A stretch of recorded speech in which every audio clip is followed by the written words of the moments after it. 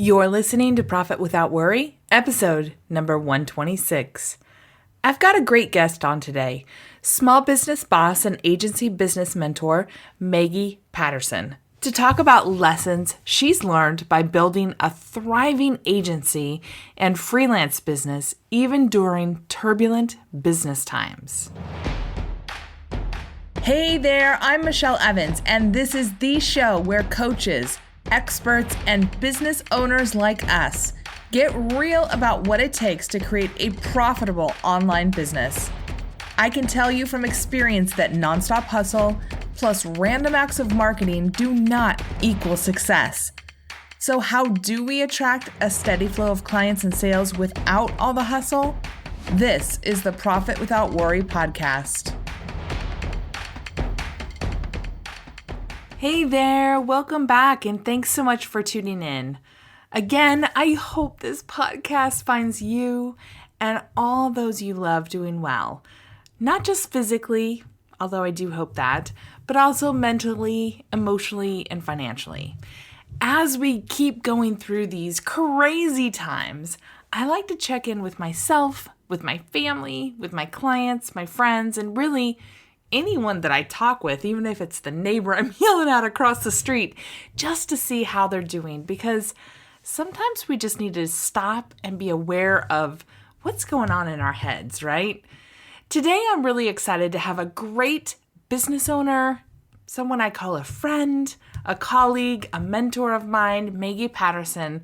She's going to really talk about building a business during a global pandemic and turbulent, crazy, wackadoodle business times. And yes, I just said wackadoodle. Just a little background. So I've worked with Maggie and her company for the last few years continuously, and off and on before that since about 2014, I think. She is the real deal. Maggie knows her business, she knows her community, and she knows her craft. I don't trust a lot of people in business. I don't just take their word for things. But Maggie is one of those whom I trust implicitly because of her deep knowledge, her skills, and her experience, and her proven experience, I should say, but also for her radical transparency and no-nonsense style. Like, I don't always love the message she lands with me, but I certainly love the results that I get from it. And I truly appreciate her calling BS on me when I need to be called out. So when everything started going sideways about a month ago for me, Maggie was one of the first people I reached out to, not only for a sanity check, but also to get her and her team's help on some projects that I just knew I could not get done on my own. In fact, I sent her a Basecamp message in all caps that said, "I need your help," with about 10 exclamation points, and I am not even joking. And Maggie plus Sarah on her team jumped right in to help. I'm so thankful to have Maggie and her team in my life and my business, and I would not be here today without them. But before we jump into the interview, let me give you Maggie's official bio. So, Maggie Patterson is the editorial director at Scoop Studio and the creator of Small Business Boss. With 2 decades of experience, Maggie has spent her entire career in client services and has been a successful entrepreneur for 15 years. Today, she works with freelancers and agency owners to help them implement smart strategies for business growth using proven marketing, sales, and client experience tactics. She's the host of the Small Business Boss podcast, has been on stage at events such as New Media Expo, Podcast Movement, and the Conquer Summit, and her work has been featured in leading publications such as Entrepreneur.com, Fast Company, and Virgin.com. So let's dive into the interview because Maggie, with her 15 years of entrepreneurial experience, she's seen the ups and downs, and she has some really great nuggets of advice for us. Hey, Maggie, thanks for joining me today. I'm excited to be here, Michelle. Before we dive into your advice on growing a thriving agency or freelance business, which I know you have a lot to say about, I would love for people to know just a bit more about you, where you're coming from with your small business boss advice. Okay, so I'm going to make a very, very long story short. It's been a 15-year journey since I quit my job. And before I quit my job, I was an account director in a very fast-growing agency, one of Canada's top agencies. And I did PR and I managed accounts and did all those things. And that's really informed everything I've done from that point. So, I left that job. I started freelancing. And then along the way, I decided, hey, you know what? I want to grow my business. This has been good to a point. I want to do something different. And then created my agency. But one of the things I really noticed was, I'd be in masterminds or discussions with business friends or even just people I didn't know that were kind of watching me doing. They're like, how are you doing that? Like, how have you got to that level? Because we have a lot of misconceptions. We have a lot of ideas and things that aren't quite right when it comes to running a service business. I was really conditioned early on when kind of my pre-agency days by a coach was like, you know what, you can't get past a certain revenue level if you keep doing services. So I did the big course. I did all the things you're supposed to do. And I discovered I hated it. It was actually the biggest gift ever because I literally was like, and we are done with that. No, thank you. I'm going to do what I do really well, which is client services. It's, basically trading my time and my expertise for money. But guess what? You do that no matter what you're doing when you are an information worker. So now I run an agency and I also mentor agency owners and freelance business owners at different stages in their journey.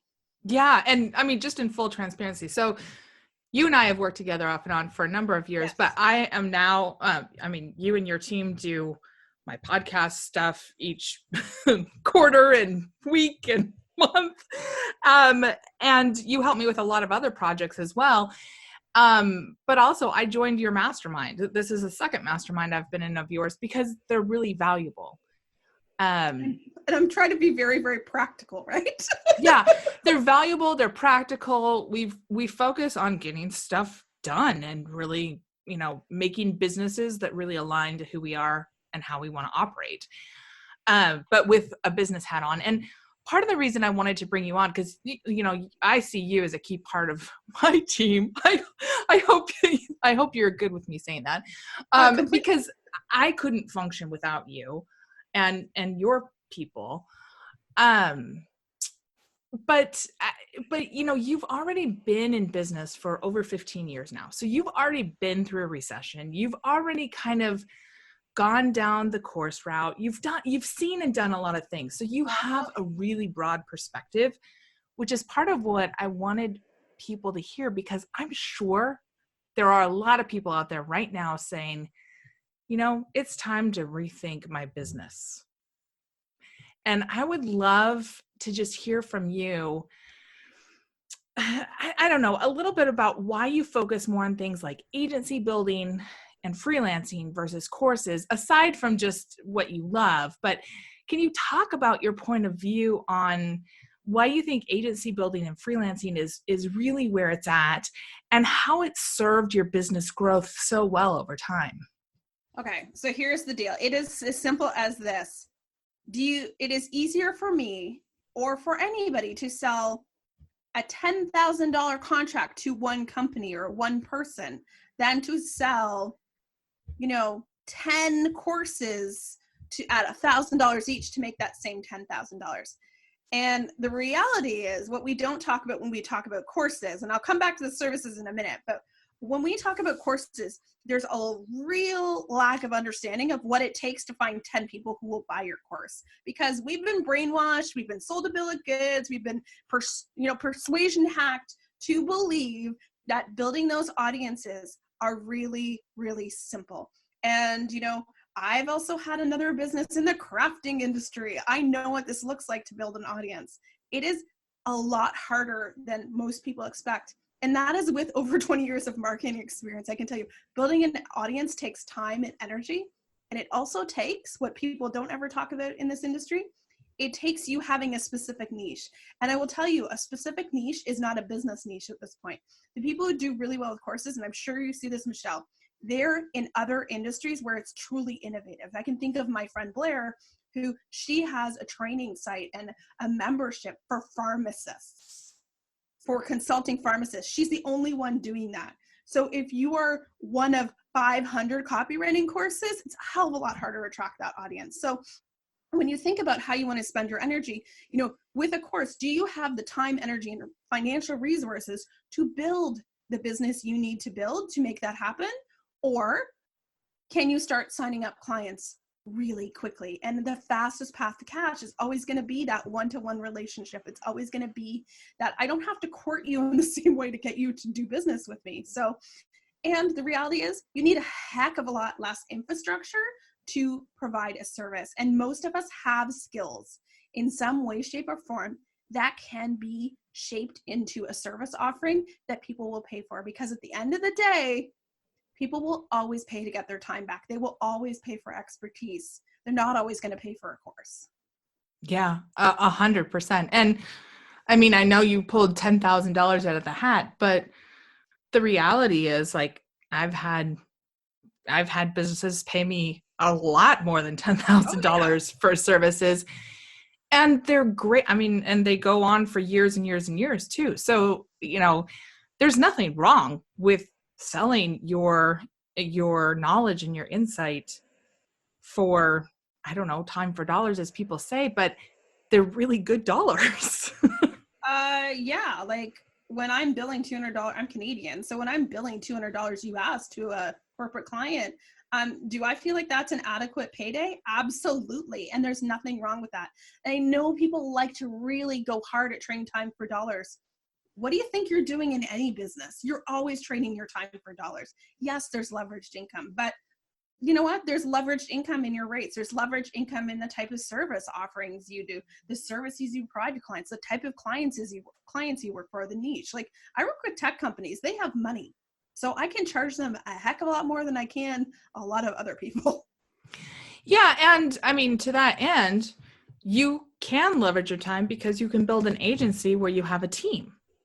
Yes, I don't do all the work. I feel like I am this week because it's in the middle of the COVID crisis here. But I mean, I have a full-time employee. I have contractors. I don't do everything. And I think sometimes as a business owner, it's really easy to get trapped in I have to do it all myself. Guess what? You don't. And it's so much better if you don't. You can actually build a business that is over time enjoyable and gives you the lifestyle you want. I mean, typically, I don't work a full 40-hour week, even with running 2 businesses and having lots going on, because I've got my time and how I spend it very, very locked down. Yeah, absolutely. And you have the fabulous thing about the time that we live in is that there are amazing, incredibly skilled people out there who love to work freelance for people like you who have business for them to work on. Yeah, and I think this is one thing that a lot of potential agency owners or people who want to build a team seriously overlook, because we're in an entrepreneur builder mindset and we think, oh, no one would want to work for me. There's lots of people who want the perks of having their own business, but they're not really interested in the running of the business. They don't want to find the clients.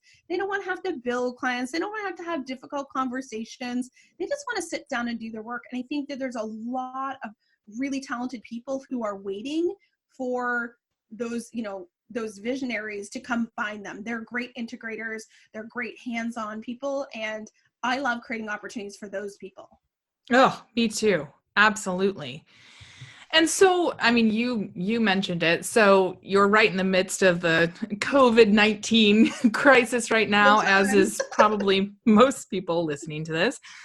And, it seems like it's going to go on for at least the foreseeable future and impact pretty much everything. So with all these kind of business and even personal life changes, has anything changed for you in how you're approaching your business right now? Oh, it's kind of interesting so much. So in February, as this was starting to trickle, we were like, oh, is that going to be something? Oh, I think it'll be fine. I noticed there's kind of this longer cycle happening with new business. I was like, oh, that's interesting. And then I had a couple new business leads not, proposal stage, not follow through. And usually we have a pretty high close rate. So then my antenna went up. And then, as everything has unfolded, I've been kind of watching the trajectory of these things. oh, guess what? I have to change how I'm doing my business planning because I definitely can't do a full quarter plan. I have to focus more and more on client service. Not that we were bad at that before, but we are like all hands on deck because I want to retain the clients we have right now. Oh, I need to change how we're doing our lead gen because that strategy right now is it's not cool. So really like looking at systematically every part of the business and, what do we need to stop? What do we need to start? What do we need to change? And I think it's really easy to pretend it's all going to be business as usual. It's not business as usual. It's business as unusual. And that's going to require some flexibility, some pivoting, and some adaptation as we go. Yeah. And I mean, you were talking about this, and I know a little bit more about how you run your business, so I understand what you're saying. But for those who don't, like, how did you know that things weren't getting to the proposal stage or that people weren't following through on that? Because I track everything. I know. That's what I love about you. I really, really keep a really firm handle on, a number of key metrics that are, I would say they're leading indicators that tell me if there's a problem in advance. How many leads are we getting? How many deals are we closing? What does my revenue look like? I think if you run a service business and you only ever look at your revenue, you're missing out on some metrics along the way. So really paying attention to what those warning signs are. I was like, oh, there's less lead activity. That's interesting. I'm not, and I think because of that, because I looked at those numbers and really have been watching them, I wasn't super surprised by all of this. Yeah. Because you saw people adjusting their behavior, like giving signals ahead of time. Yes. And I think the other thing is like full transparency. And I want to be really careful with saying this, but I did go through the 2008 financial meltdown. I went through the dot-com bubble burst. So I've been waiting. It's just an economic cycle. I've been waiting for something to happen. And while this has not been, this is not a market correction, and what the trajectory of what happens next will look very different, I think. The reality is there was something was going to happen financially in the markets, and I've been kind of bracing for it for a while. Yeah. And I mean, that's part of the reason why I joined your agency mastermind this year is because, I mean, I had no idea this was coming, but back in, when were you marketing that? October, November? I can't remember. I've been saying there's a recession coming for like 2 years to anyone who will listen to me. Yeah. And I mean, now I'm like, sorry about that, guys. I was right. Well, and I just decided to join because I was like, I just feel like now's the time to kind of roll up my sleeves and get a little more formalized with my agency desires. And I'm really glad I did because, like you said, I started seeing some of those changes in my business too. And, you have those leading indicators. So how many leads are coming in? How many people are asking for proposals? How many people are closing their proposals? Like those are leading indicators that show you kind of what's to come. A lagging indicator is your revenue that comes in because by the time it comes in, like that activity is done. And I was really glad that I had things in place because I was like, oh my gosh, if I hadn't already started to shift, things would have looked really different for me. And I think here's the reality is I'm not going to say like, hey, I've got this all unlocked. I mean, there's been like real talk. I have had a few moments where I've been like, OMG, I am freaking out because for me, like my background is in politics and political economy. Like I know what a recession looks like in terms of, cycles and like, I know too much about that stuff. And so, the second I start reading, I'm like, oh gosh, but here's the thing. I have done the work over the last, 24 to 18 months to build a cash reserve to make sure that I have enough business credit. And I totally disclosed this on Instagram today. I said, like, listen, our program has our government is offering a wage subsidy program. I don't need the money right now, but I want to free up cash flow. And that's the name of the game, I think, right now is, not just being like, oh, I'm good, looking ahead and saying, okay, what things can I do right now to extend my runway? Yeah, let's talk, just real quick, because not everybody talks this talk yet. I mean, we all will get there eventually as business owners, but when you talk about cash flow, what are you talking about? I'm talking about how, like, this is something I learned working with startups really early on in my career is, how much money do you spend on a monthly basis? How much money do you have coming in? And if no money is coming in, how long can you last? Yeah. For a lot of us, that answer is very scary, especially when we're kind of this entity of one. So, what can we control right now in terms of that cash flow? Not making any new investments, not investing in the course that's being dangled in front of us in terms of new solutions. Like, how can you hold the line in your budget? How can you look at your budget and get creative? How can you, like, I have a friend who went to her landlord, she has a physical building, and said, like, hey, I gotta pay my employees. What do I need to do to work here? So getting creative and not being too proud about it. I mean, I'm fully disclosing I'm taking the wage subsidy because I pay taxes and I pay into that program, and I'm going to take that program because the only person I'm taking money from is the government, and I pay them every, on time all the time. So You pay a lot. Yeah. yeah, And I mean, you're Canadian. So yeah. that's for our Canadian listeners. And Yes. and in the US, I mean, think about the airlines and the hotels and everybody that's going to our government and saying, we need billions of dollars to keep the doors open and people on payroll. So there is an SBA disaster recovery loan you can apply for. Yes, it's a loan, but if that's what you need to sustain your business, I think the mistake we could all make right now is being romantic and trying to pretend like this is going to be awesome. Maybe it'll be fine. Maybe it'll bounce back faster, but maybe it won't. And anyone who tells you otherwise doesn't know. No one knows. Yeah, no one knows. And I know local governments are doing some stuff too, where they're, trying to cobble together grants and stuff so that they're not loans for small businesses, because they know that small businesses are really the engine that drive the economy. The big guys are the ones that everybody can see and point to, but the small businesses are the real drivers of the economy. Yeah, and the reality is, I think as a small business owner, it's a big mistake for us right now to say like, oh, that's not for me. Like, that was my first reaction when I saw the wage subsidy. I was like, oh, I only have one employee. And I was like, but if I can save 10% of her salary for the time being, why wouldn't I? That's just a smart business decision. I think getting over our ego and asking for help right now is the best thing we could do as business owners. Like, I've had a lot of behind the scenes kind of dark social conversations in the last 2 weeks, and shit is getting, can I swear on this podcast? Yeah, sure. Yeah, shit is getting real for a lot of people. And I think if we can all acknowledge that and be honest about it, and that's why I was just like calling it, like, listen, I'm doing it. Don't feel bad about doing it. That's what it's there for. Yeah, 100%. 100%. I know. I mean, I've been looking around, and I mean, this goes to, if you have credit card debt, call your credit card company and proactively say, look, I'm running a business here. Can we come up with payment deferrals or reduce the interest rate? Or like, there's so many things that you can do, but you have to be proactive about it. And I guarantee you, the big and the medium-sized businesses are already all over this. Yeah. And I think the one thing I want to point out here is go to the people where it's not going to matter to them. So the perfect example is, and I know in the US, like, there's a tax deferral situation happening. So even if you have your taxes banked, don't pay them until that actual thing. Don't be like, oh, I'm just going to pay them because I have the money. Hold on to your money, take advantage of that grace we have. Don't go to the person you pay $500 a month and be like, hey, by the way, can we make a payment arrangement, because you were going to cripple them. Yeah. I'm really big on holding existing commitments. Like, I'm paying for a mastermind right now. I will continue to pay for that mastermind for the full year. I made a commitment, and that will stay in my budget. But, not making new ones, and the money from the government or big corporations, like, your visa will be okay, I promise. Yeah.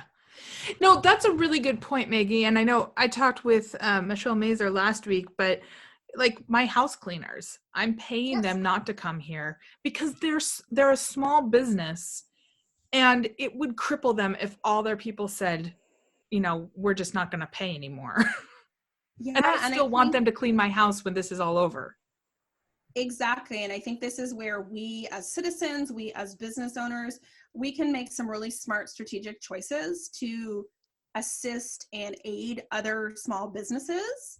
I mean, in my case, full disclosure, if things change, I'm not projecting it will financially, but the first thing that will happen is a pay cut for me.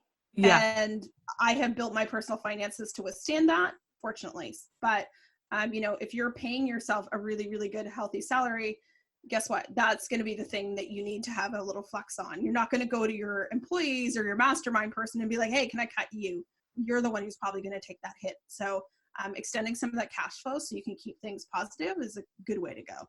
Agree. Yeah, because I couldn't run my business without you. I couldn't run my business without my VA, doing the stuff she does. I couldn't, I got to have a team, and I can't just say, oh, times are tough, see ya, and not try to work it out. Yeah, and I mean, I'm not saying by any means go into like crippling amounts of debt, but also, getting in touch with what you can really do and where you can maintain, and being transparent and having some difficult conversations. Like when I saw this starting to turn, I went to Sarah, and I mean, yes, she's my sister, but it's also like no one wants to lay off their sister. Right. But I was like, here's our plan A, B, C, D, E, F, G. Like, and she was like, it's totally fine. I'm glad you thought about this. But being willing to have those hard conversations too, up front and with transparency, so that nobody's sitting there like, what's Maggie gonna do? Yeah. And I think like I sent notes to my contractors today and just was like, hey, how's it going? Want to let you know, as far as I know, like we've lost this one smaller client. Everything else is status quo. We're busier than ever with clients X, Y, and Z. I'll keep you updated. I don't want people sitting around and wondering, and I don't want to be wondering what's going to happen. Yeah, I'm with you on that. So aside from the financial stuff, what other mistakes are you seeing people make right now in their businesses? Whew, how much time do you have? I know. So I think a big one right now is pretending that we have it all together. And I'm not, okay. And I'm going to say, like, please don't show up and be a complete hot mess all over social media and like everything. But I think being honest about being scared, being concerned, just being realistic instead of what I'm seeing out there, which is the Pollyanna school of business that's, don't worry about it, it's all going to be fine. Just do these strategies I'm going to sell you in the thing. Yes, we need to keep running our businesses. We need to keep selling. We need to keep making money. But the reality of this is that some of that stuff is going to change. So we can't pretend it's going to be normal. I mean, Michelle, you're homeschooling your children now. I know. Many people around the world are doing this right now. I don't know about you, but I'm not going to pretend having everyone in my house all day long and playing maid and cook is really going to work for me long term. And, my business will be fine. Yeah. And just trying to, just having all these extra bodies here all the time, but also the extra responsibilities. Yeah. There's a lot of stuff that's changed. Yeah. And I think the other thing is, adjusting your marketing. Don't stop marketing, but your marketing, it might be your tone, it might be your tactics, but it's going to need to change. Like we do a lot of cold outreacher. My cold outreach is on hold because it is a waste of time and energy right now for everybody. And I don't think it's going to be super well received. So why would I continue? But there will come a time in the future, and some, who knows when it's going to turn around and people are going to be hungry for that cold outreach again, because they're going to have so much work that's piled up that they're like, oh my God, I need people who can do this. Yes. And I think, the flip side of this is I think there's a lot of things people are doing really, really well. I think there's a lot of smart conversations happening. I think there's a lot of honesty going on in some circles. And I also see a lot of people, really thinking hard and critically about where are the opportunities for them right now. Do they need to pivot industries? Do they need to take a different skill set and create an offering with that? Really paying attention to what their clients need and really showing up and being of service to them and serving their business in the process.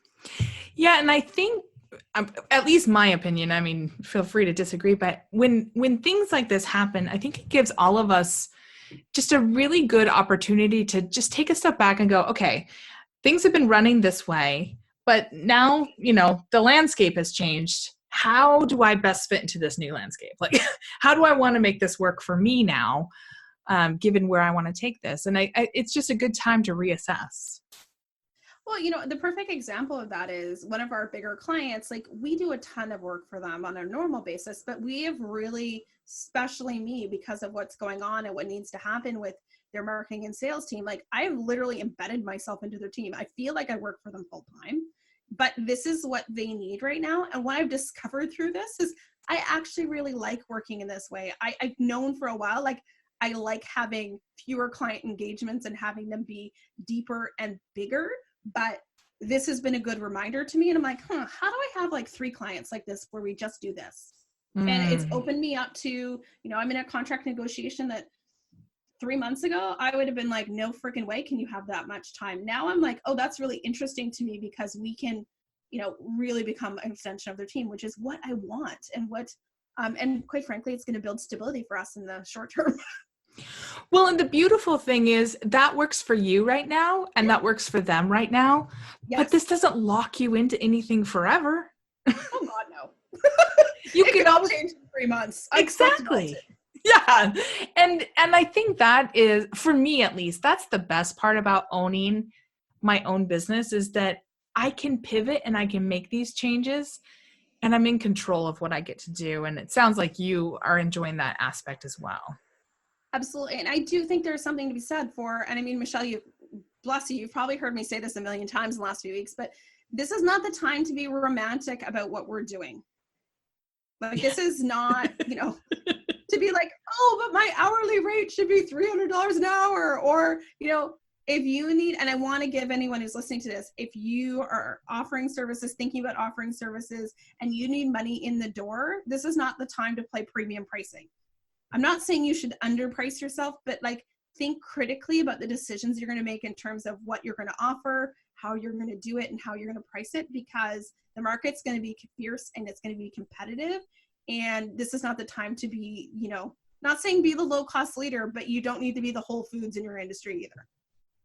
Yeah, absolutely. And yeah, I but right in the middle is great, where you're not the low, you're not the highest, you're just, making a good wage that everybody, or a good hourly rate that everybody's happy with, and you're feeling good about it. Like, there's nothing wrong with that.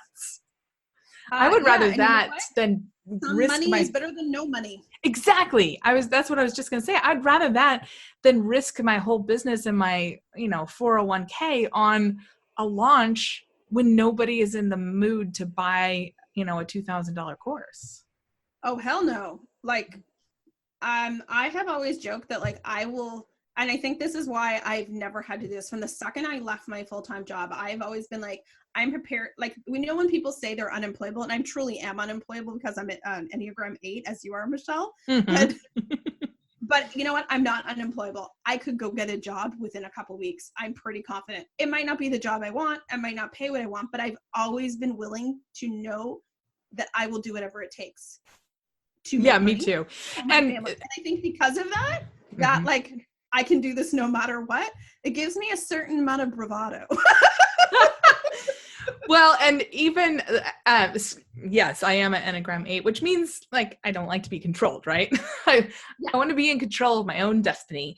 And so even when I was an employee, I always took an intrapreneur. So I was always like in charge of my own destiny, creating my own jobs, creating my own projects and that kind of stuff, because I never wanted to put my career or my future in someone else's hands. Yeah.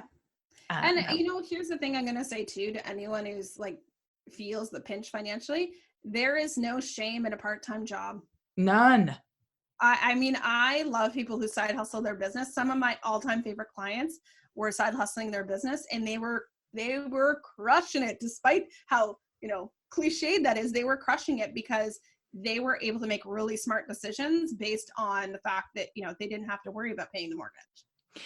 In fact, I think that, at least for me, when I was in a place where I bought into the theory that you had to be all in, very early on in my business, I didn't make very good business decisions, and I couldn't serve people very well because I was coming from a place of desperation. Yep. But when I picked up some consulting contracts and I didn't have to worry about that, which, I mean, a consulting contract can be almost like a part-time job. Yeah, for sure. But with a little more flexibility. But, it let me not be, I knew what I was going to have coming in, so I could focus on other things. And I agree with you, Maggie. Amazon's hiring 100,000 people. And Yeah. I think they're starting at $17 an hour. So there's no shame in that. There's no shame in it. And it's not quitting your business. It's making a smart financial decision based on your thing. Like the perfect example is I have a husband who makes a very great full-time salary. That's great backup, but I also know what we need to have coming into the household. So if I'm not doing my part, guess what? Maggie's getting a job. Yeah, I'm with you. And I mean, not everyone has that safety net. My best friend doesn't have that safety net and she's freaking out right now. Yeah. Yeah. No, I'm with you. So if someone's listening to this and they're thinking about going more into the agency or freelance model, and they've been more in the, I don't know, coaching or course model, what are a few things that they should think about and or get into place so that they can start taking advantage of those things?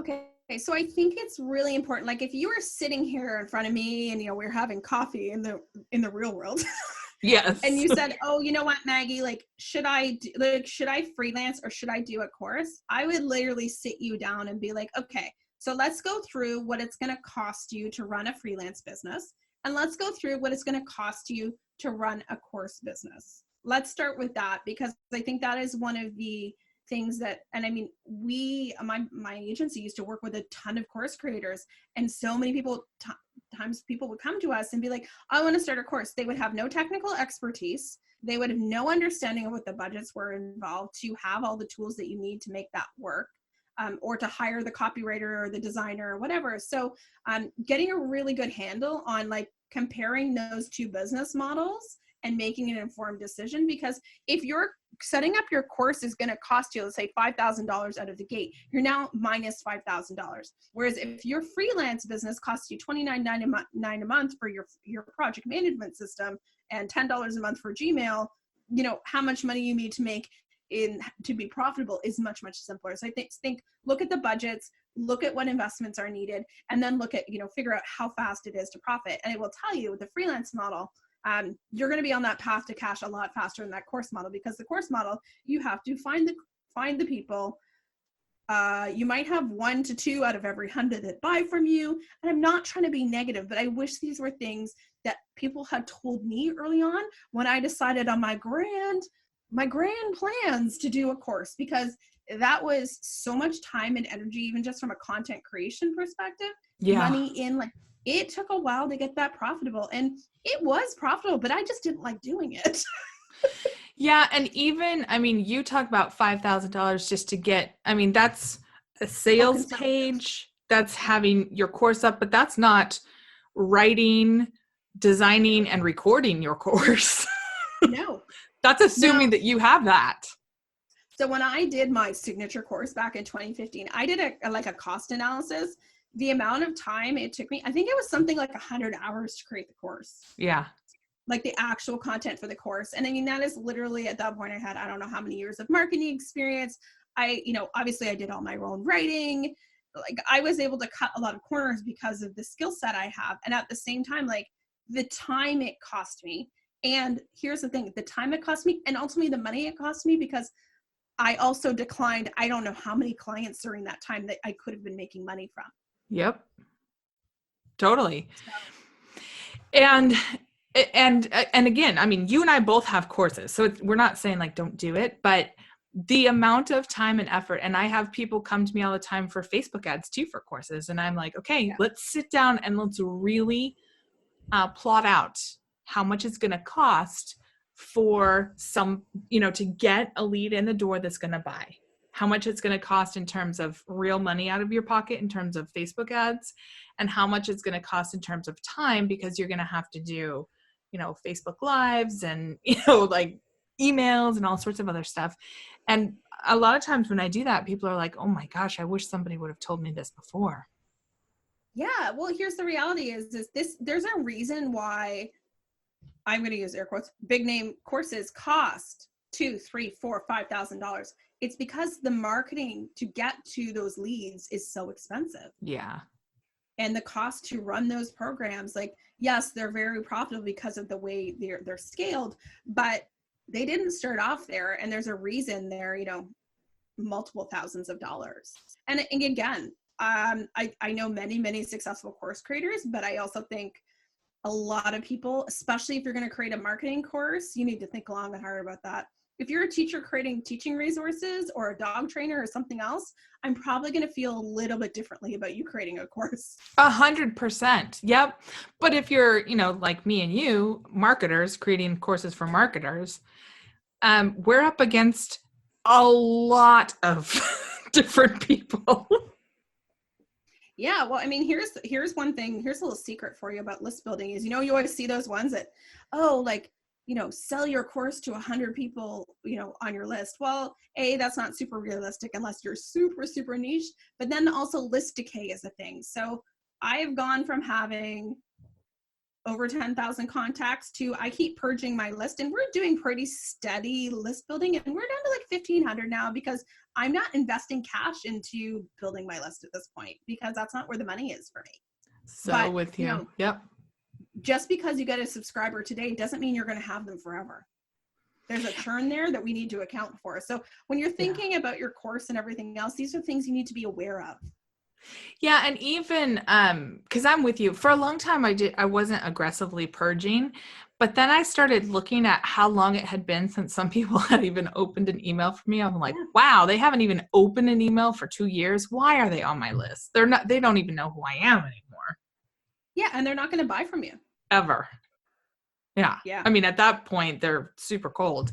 So yeah, I'm with you. I purge pretty aggressively too. Thank you for that. That was great. And just, getting into kind of the realness behind some of these things, because you're right, closing depending on what your skill set is, but closing a corporate or even a medium-sized business contract, you could easily make $10, $15, $20,000, for a project, and they wouldn't even blink an eye because it's way cheaper than an employee.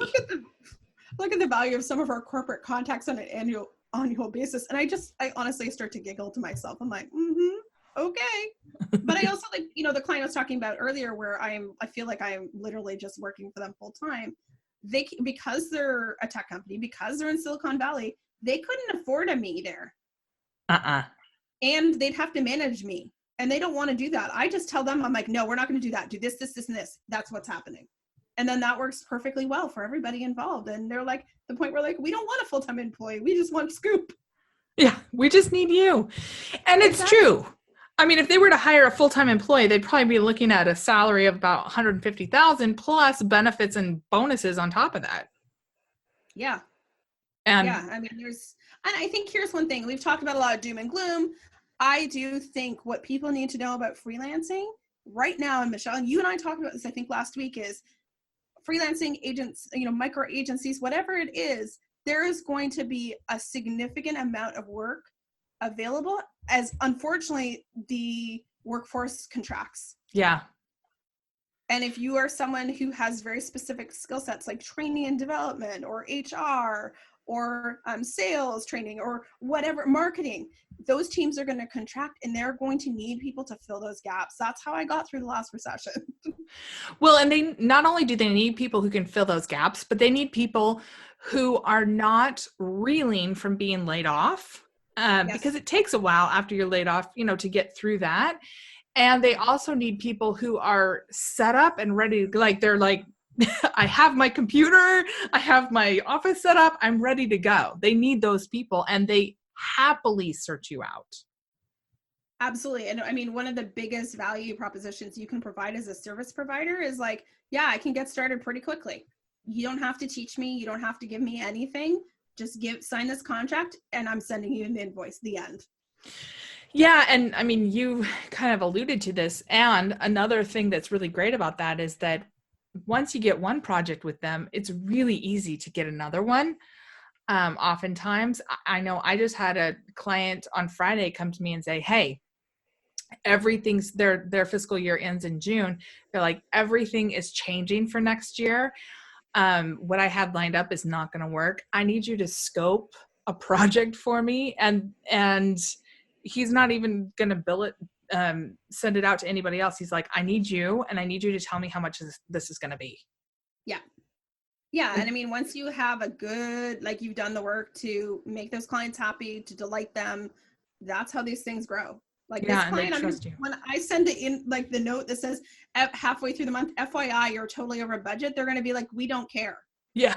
And I'm going to be like, okay, payday. Awesome. I love it. And I mean, not every client's like that, but I think this is where if you were trying to assess from an industry perspective, think really carefully about who is going to thrive and survive through an uncertain economic time. And there are certain types of companies, they're going to be great. If you're working in travel and tourism, time to get out of that thing. If you work in internet as a service, software as a service, the things I tend to work with, it is a good time for you.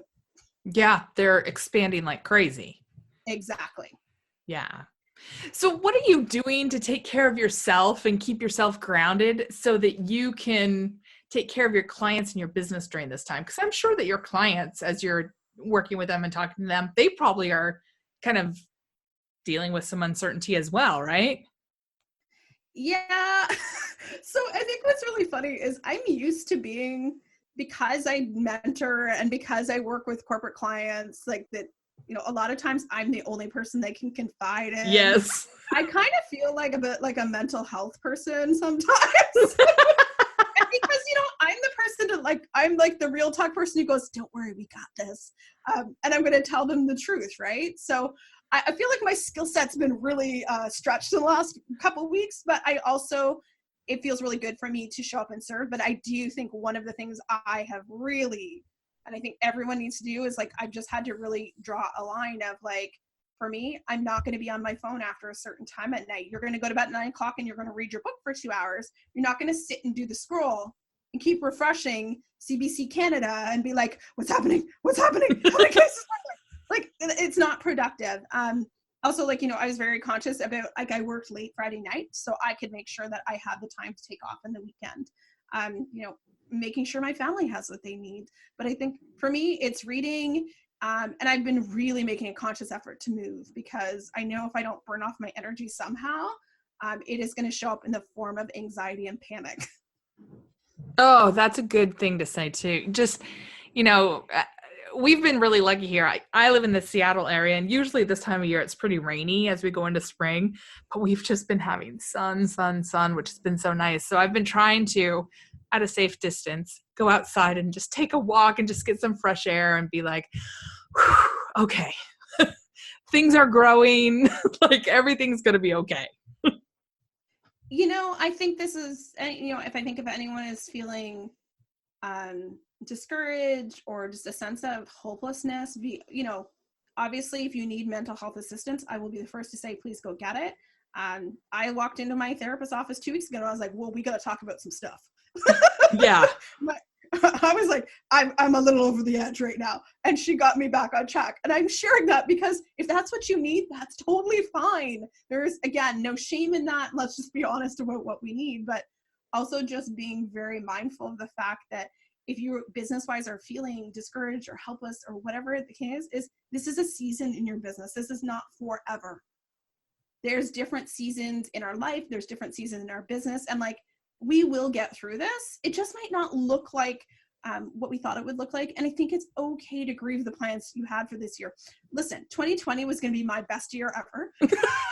I didn't actually say that. That's a cliche, but I was like, I had very aggressive revenue goals. And at the end of February, when my bookkeeper came to me and she's like, what's happening here? I was like, pandemic is coming. I was like, you better revise the forecast downwards. And I mean, yes, I had the foresight to do that, but I also had to grieve my plans as part of that process and get okay with a new plan. Yeah. Yeah. It sounds like you grieved it a little better than me. I kind of had like a foot stomping, like 2-year-old tantrum moment where I was like, no, this is going to be my best year ever. I had to work through that. Well, I think there's something to be said for, I often talk about with people I mentor, I'm like, sometimes it's going to be like, we have this expectation of growth in our business to be this continuous lineup. There's going to be years of growth, but not every year is going to be that way. So there's years of growth and foundation. But every so often there's this year we're going to call survival mode. Yeah. For some of us, that's what this year might be. And that's okay. If you don't grow this year, that's okay. I'm going to say gold star for anyone who survives this year and comes out the other side, because something will be better for us. And we just need to be willing to persevere and persist and do the work through the next year. Oh, that's so true. And thank you for sharing that. I love your more seasoned business owner perspective, because it really does, and you've been in business longer than I have, but it really helps. You've already been through this. You know kind of what to expect. So before we wrap up, what? I just want to speak to that end. Like, I lost my biggest client of like $7,500 a month in 2013, and I figured it out. My business partner left me with no notice. I survived that. Like, this will be a blip for all of us one day, and it'll just go on the list of things I've just, shared. You're right. It doesn't have to be global. Crazy things can happen in business just, out of the blue. Yeah, and I think, we talk about vulnerability, we talk about resilience, we talk about shame. Thank you, Brene Brown. We talk about all these things in our lives. As business owners, those are essential skills, and we're going to have to call on them right now to be okay with asking for help, to be okay with being honest about where we really are, and getting okay with like building that resilience muscle to believe that we can do this. Oh God, that's so good. Apparently I'm a therapist now. Yeah, no, but it's good. I mean, this is the kind of real talk that I really wanted you on for, because I knew that you would bring it. So I'm sure that people are. A book called Business Resilience, coming soon in 2021. Exactly. We survived. So if people want to know more about about having an agency or doing freelance work, where should they go check you out? So you're listening to a podcast and you've made it through this conversation with me and Michelle. So you should definitely go over and subscribe to the Small Business Boss podcast, which is everywhere this podcast is. And of course, you can check out the Small Business Boss website, which is at smallbusinessboss.co. And I'm pretty active over on Instagram at Small Business Boss. And I love talking to people in the DMs over there. Yeah. And I'll link to all of those in today's show notes as well, which you can find at profitwithoutworry.com/episode-126. So if you're on the go and you couldn't write all that down, you can either go to your podcast app and go right off to it, or just go to the link and it'll be right there. But Maggie, thank you so much for coming on today. Now you all know why I enjoy working with Maggie so much. She brings the real talk and she keeps me grounded for sure, as well as does amazing work. Thank you so much, Michelle. It was a pleasure to talk about all this stuff in a very honest way. All right. Well, as you were listening to this, did you think of someone who could use these insights about navigating building a business in these crazy wackadoodle times?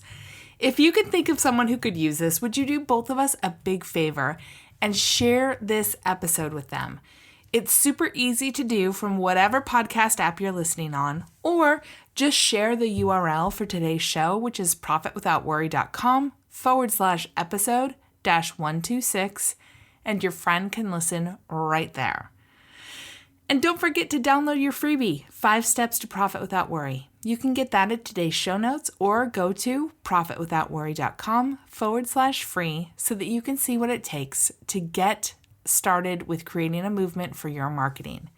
All right, I hope you have a really amazing week, and I'll see you back here next week, same time, same place, on another great episode of Profit Without Worry. I'll see you then.